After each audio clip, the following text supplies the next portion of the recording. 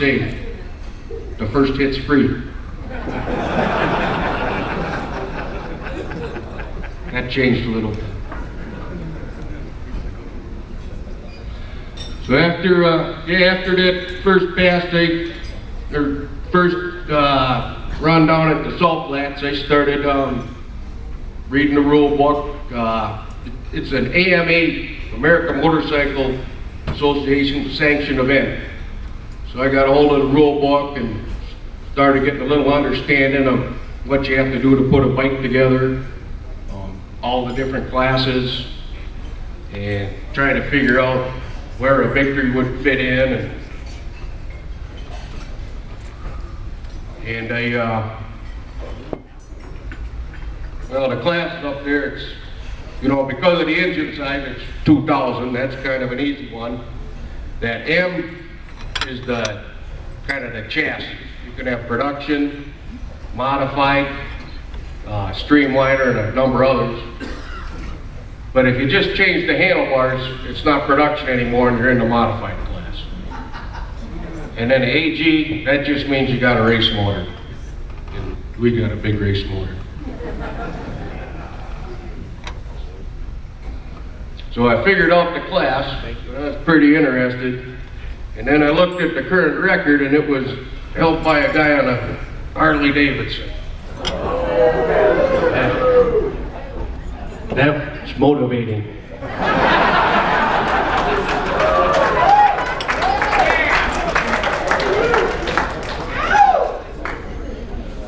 But then I gotta, you know, so I got part of it figured out. But now I gotta get a bike and put one together. So I, you know, we got there's a whole bunch to choose from. I kind of thought, where would I start? I don't want a fat tire bike, but I wanted the inverted forks. So I found a Kingpin demo bike that had 11,000 miles on it. Been in the demo truck, touring around. It's very possible that a bunch of you folks in this room drove that bike before I did, which is kind of funny. So I got that bike, and you know, one of the big things about Bonneville is horsepower. And if you got a victory, the horsepower's out at Lloyd's in Pine Bush, New York. So we sent the motor out there, and I talked to Lloyd, I told him what I'm doing. I just said, make the biggest, baddest beast you can. And got that part taken care of. And then I got, I don't think we're gonna be spending a lot of, you know, a lot of RPM, so we got an overdrive pulley from, here he is, John over there. Thank you, man.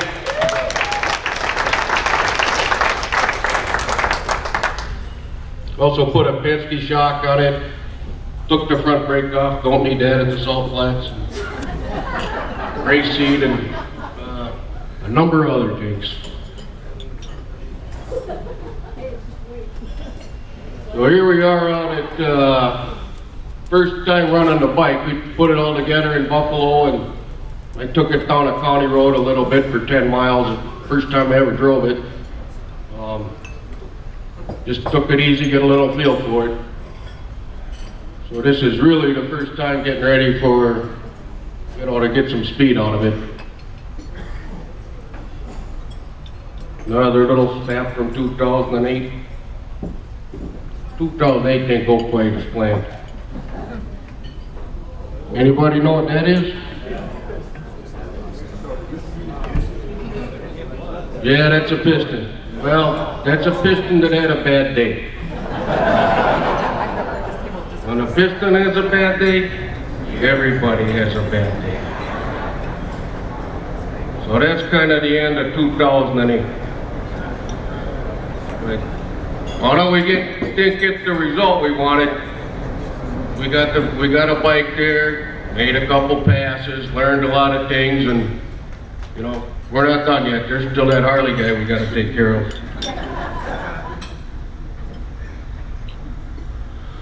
Over 2009, we made a few changes on things. The motor went back to Lloyd's. We got new pistons and some other work on it. One of the things I wanted to do with this bike, let me back up a second. One thing about land speeding, racing with a Victory is there's nothing on the shelf.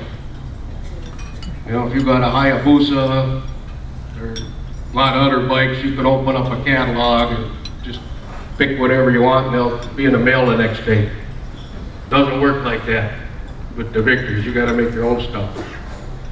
And another thing, I wanted to keep it as many Victory components on it as reasonable. So rather than putting a bunch of different aftermarket parts on it, like these, it's basically the, you know, Victory foot pegs and all that, you know, a little bit improved. But those frame rails just bolt on any steel frame bike. But getting the feet back was a big thing. And yeah, we also built a custom pipe for it this time. So we got the bike all together and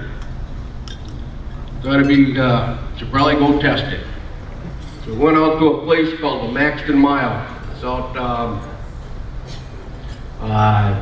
southeast North Carolina, not too far from Myrtle Beach, I think.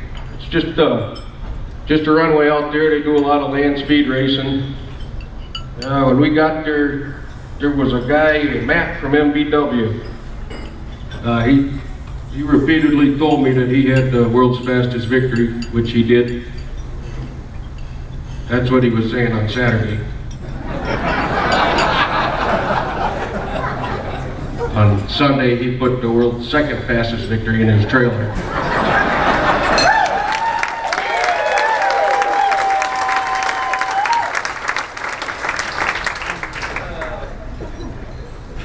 So there's the Maxton Mile. That's the start line. It's one of those many World War II old runways. I don't know if they had the bomber testing or whatever there, but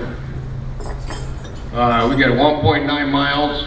It's a standing mile. They measure the last 100 feet. It's an interesting track. The guys that run the show walk us over the track and show us all the holes and cracks in it before we start running on it. It was a surprisingly rough piece of asphalt, concrete, and other materials. And it's not straight. You go about 400 feet and there's a dog leg. So right about when you want third gear, you gotta lean to the right a little bit and then go crossways against all these different types of pavement. You go through the timing leg and then there's a moment where you don't see the track because there's another down leg and it descends a little bit. So, interesting place, but it works. Right before this picture was taken, the gentleman that ran in front of me, his name was Bill Warner. You might have heard about him in the news. You read about land speed racing. He just had a bad day up in Loring, Maine. But he started in front of me on his hot rod Hayabusa. And I'd never seen anything like that. He just streamlined, turbocharged, burning whatever kind of fuel, I don't know, but he did a 272 in the standard mile. That's humbling. But everything went good, did the Maxton Mile. We got a lot of runs in. We got the bike up to 159.7. Yeah, I can't quite see it on the bottom there, but that's what we did. So everything's going good. So it's time to get back to Bonneville. We're getting close now. There's a neat little sign they have right by the entrance to the salt. I don't expect you to read it. And there's where the road ends. That's our rig. The dirt road ends. You're on the salt. It's a big place. Bonneville Salt Flats, also known as the Great White Dino. It's time to put up or shut up.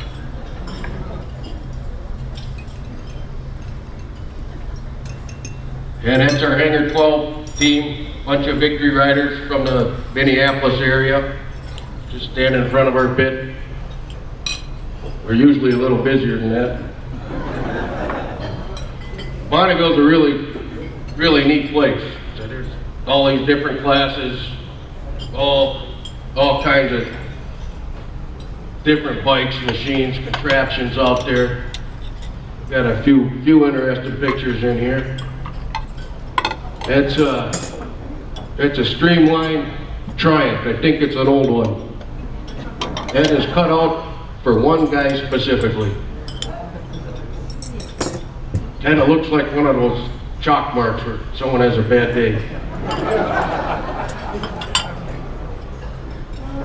And that's the Bump 7 Streamliner.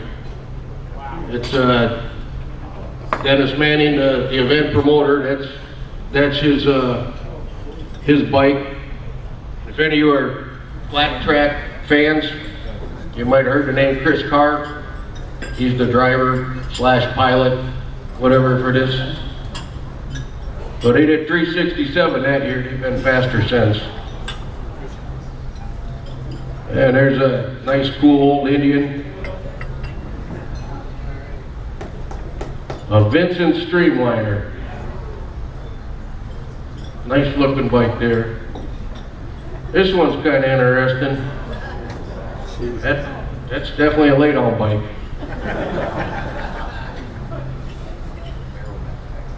And here's Laura Clock from Clockworks on her Vision. I think she did about 130 there. She's been going out there a long time. And of course your 1950 something Rolls Royce. You all know one of those would be there.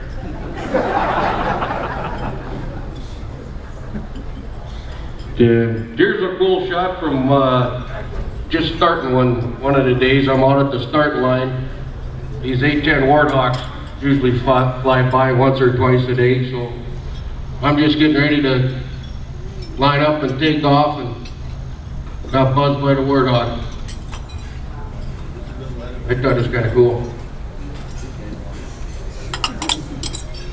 So we're at the Salt Flats. First thing you do is get your pits set up, then you go to tech.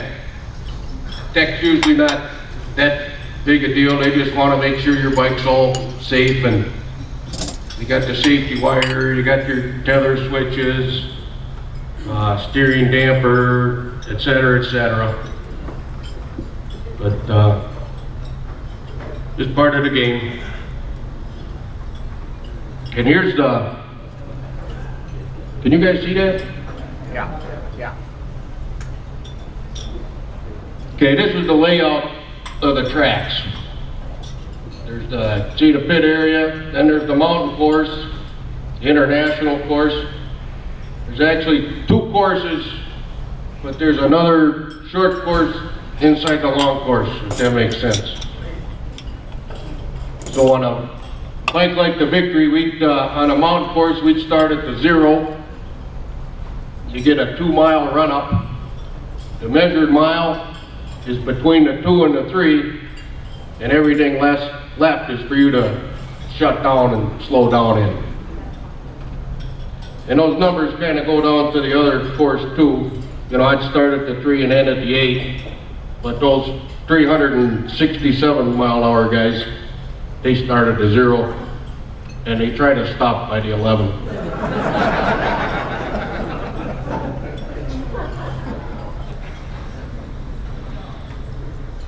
There we are, just loading up again, getting ready to go make a pass. Got that little pit trailer. It makes it easy, or makes it a lot easier. There's usually like 300 some bikes out at the Salt Flats, but it's such a long track that it's a long time between runs. So we get about 2 runs in a day. So there's a lot a lot of waiting. But, you know, some of these guys have a 100cc bike, it takes them a long time to get down there.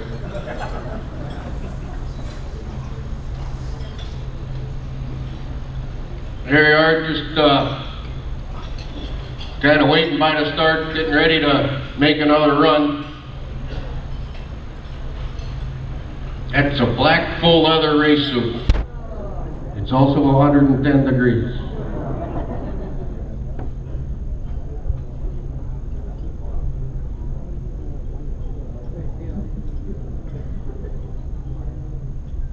There we are, going out for making one of our passes. Now this is 2009, so we're still, we had the bike running maxed, but we're still kind of testing it the salt, or getting used to it. It's kind of, got to make sure everything on the bike working good, and also the operator, which is me, has to get a little used to the bike also. So I did I'd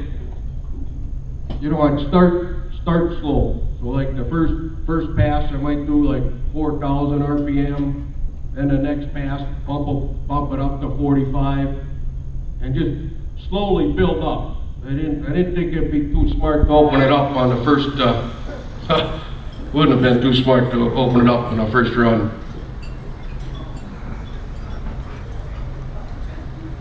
But there's another, just going down the track, 130, 140, 150, and after the first few days, felt the bikes all dialed in, and it just started opening up and going wide open, and I get numbers 159, 157, we got a 161, but that wasn't enough. We needed a 163.5.